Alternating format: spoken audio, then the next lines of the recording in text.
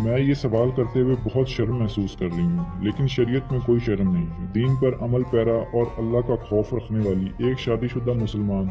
جس کی اولاد بھی ہے کا کہنا ہے کہ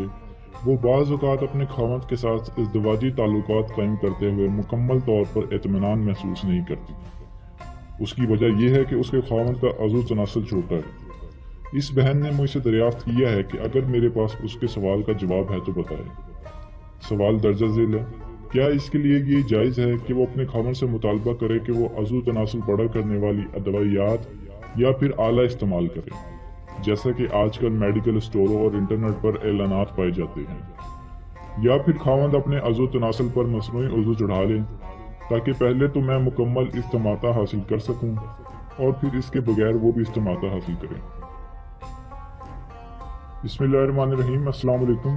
پہلی بات تو یہ کہ اس خاوند کے لیے ڈاکٹر حضرات سے مشورہ کرنے میں کوئی حرج نہیں، تاکہ وہ اس کے لیے کوئی دوائی تجویز کر سکیں جو کہ عضو تناسل کو بڑا کرے، لیکن اس میں شرط یہ ہے کہ اگر ایسا کرنے میں کوئی ضرر اور نقصان نہ ہو۔ اسی طرح عضو تناسل پر کوئی ایسی چیز چڑھانے میں بھی کوئی حرج نہیں، مثلا کنڈم وغیرہ، جبکہ ایسا کرنے میں بیوی کے لیے زیادہ لطف اندوزی کا باعث ہوتا ہو، کیونکہ اس میں اصل اباحت ہے، اور خاوند سے مطلوب یہی ہے کہ وہ بیوی سے حسن معاشرات کرے اور اس حسن معاشرات میں اپنی بیوی کی عفت و عصمت کو محفوظ کرنا اور اس کی خواہش اور رغبت پوری کرنا اور اس میں حائل مناع کو دور کرنا بھی شامل ہے۔